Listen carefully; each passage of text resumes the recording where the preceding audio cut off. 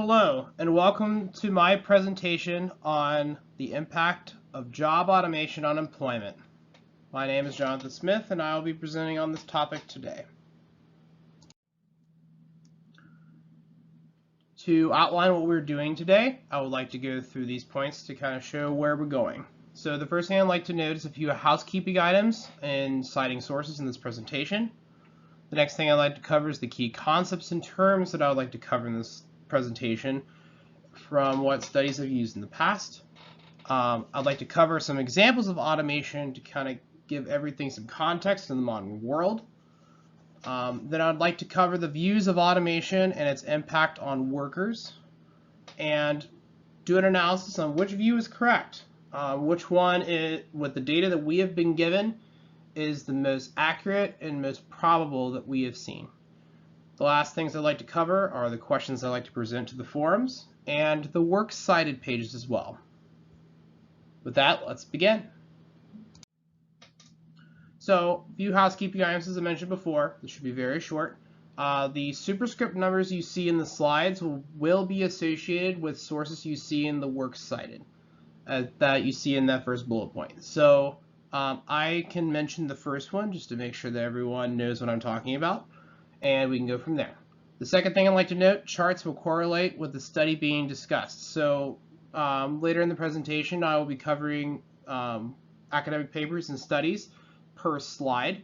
And when you see a chart correlated to that, unless it's different, you can assume that it is associated with the study I'm talking about.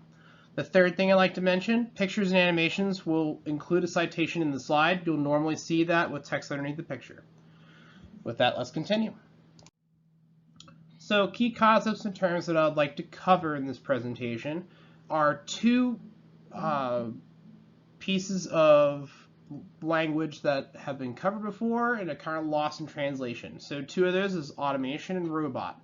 I had some problems looking for definitions for these two terms, but after looking at a specific study from Sage Journals, I found two definitions that I could definitely work with and make the most sense in the academic context we are working in.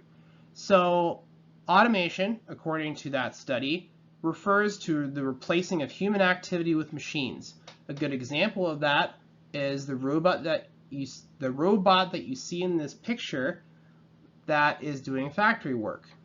In a long time ago in the past, this would only have been done by human workers, but now that we're in the modern age, at least one human worker could potentially be replaced by this robot that you see before you. Now that I mentioned robot, it's also important to mention robot refers to the programmable machine that operates with some element of autonomy and can move around its environment. This term is specifically geared towards hardware, which we will cover in the next two slides. The first type of automation that you see within the workforce or anywhere is hardware related. So this is your classic robots and things that you see within factories today.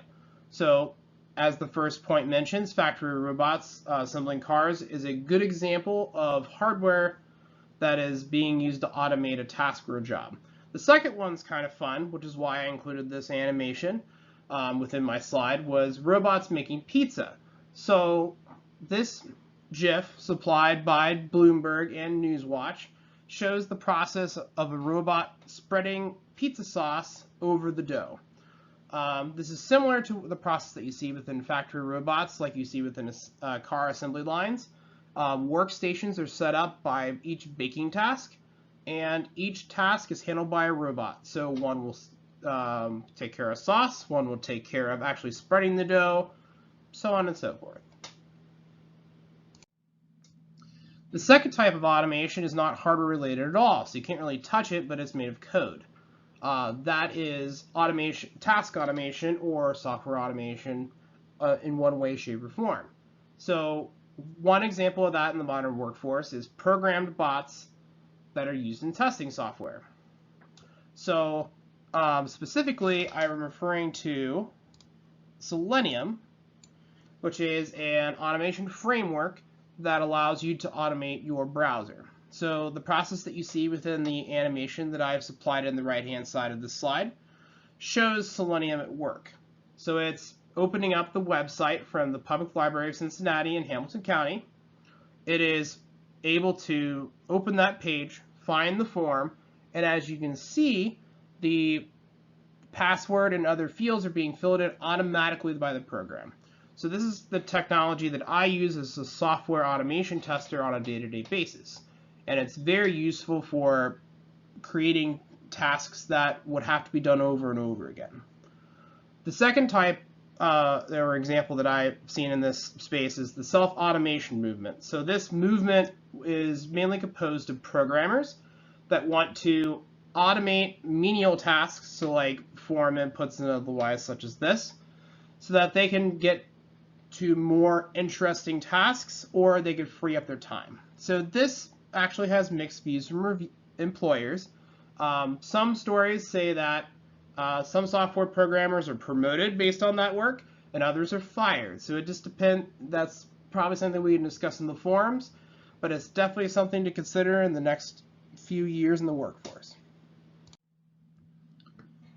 So the next thing I'd like to cover is the views of automation of workers. And these views have been identified in the one related study that defined robot and automation before from Sage Journals, but it's also been referenced in other studies.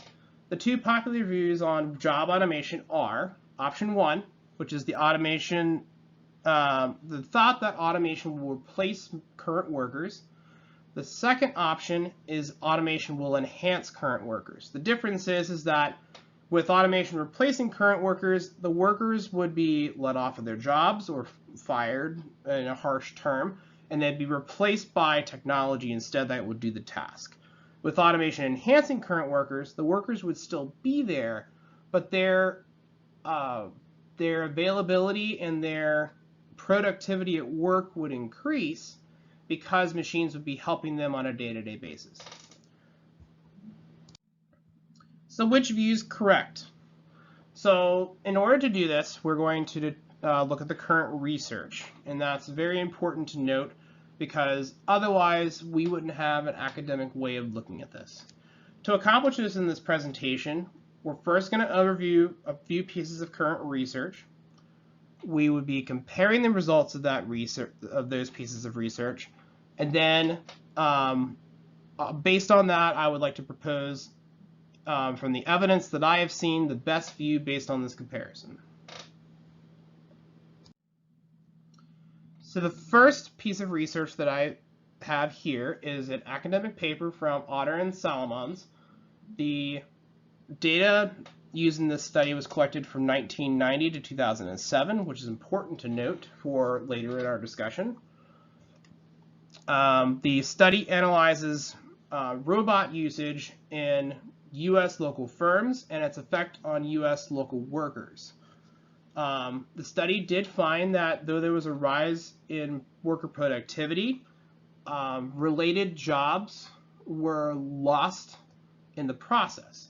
So that loss, as you see here in the quote from the study, is equivalent to 0.18% to 0.34% in decline in employment to population ratio, which means although it seems very small, there was a decline based on the introduction of robot workers in this time frame. The second study that I have here is Robots and Jobs by Acemoglu and Restrepo. Please forgive me if I mispronounce those last names. And continuing forward, the data collected in the study was between 1990 and 2007 again, and I would like to note that just to make sure that we have that in our discussion for later. This study did find lower employment from higher exposure to robots.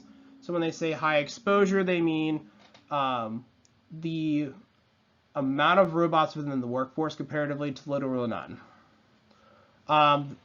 Affected industries included construction, service, and retail.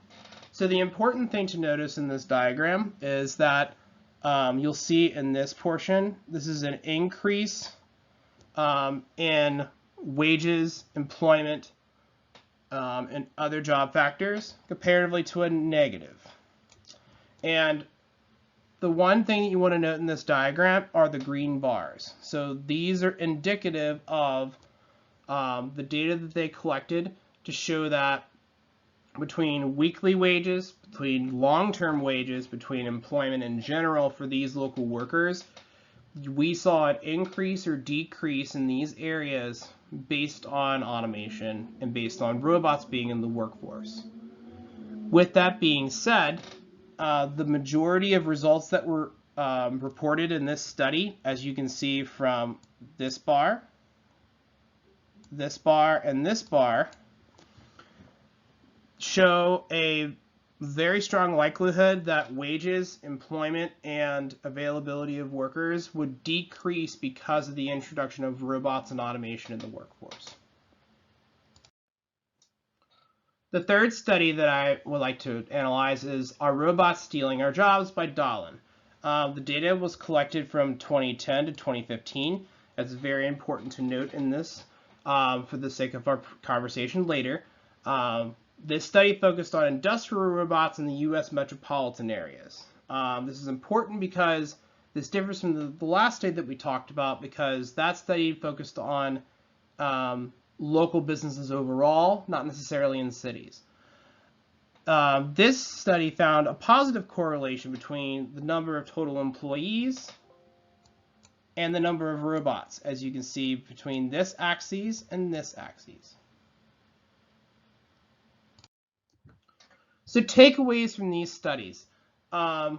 We need to note that there's a difference between the historic and recent data, and what I mean by that is the dates that the data was collected. So the first two studies were collected from 1990 to 2007. So they wanted mainly to capture a time frame before the recession that we saw in 2008 and to give it enough years to be able to analyze the data. The second study, though shorter in time span, was after that recession and potentially could have captured a different point in time. The effects could differ differently between industries. We see that within this diagram here. Agriculture, for example, based on technological disruptions, was greatly decreased from 1850, as you can see here, and 2015, which you can see here. Though that be the case, other indices did increase. So you can see that with the gray bars next to agriculture, manufacturing, and mining. As you can see, the blue ones here are the decrease. Though they decreased or increased, their decreases and increases were different across the board. So the study of automation is also relatively new, so that's something also very strongly to keep in mind. With all this being said, I would say that the main view that I would hold is that it's a mixed view. Depending on the industry that you're in, automation can either increase or decrease the amount of work availability and employment within different industries. Agriculture is a great example of that. Though not cited in this presentation, there are examples of robots plowing fields and otherwise that workers would have done hundreds of years ago. So though that be said, this diagram is also very promising because even though work is being replaced by robots or automation in general, it is being replaced or given new life in other areas or new industries that pop up. So the questions for our discussion, I would like to discuss these three. So do you interact with robots or automation in your workplace? Do you fear automation and that it will replace your job someday? Or do you think that there should be government regulation limiting automation in the corporate sector? With that, I would like to thank you for your time. I really do appreciate it, and I hope to hear from you in the forums. These are the works cited. Most of these are the ones that have been cited within the slides. And then one or two of these, especially number 9 here in the second slide, are referencing the pictures that were used. Thank you very much and have a great day.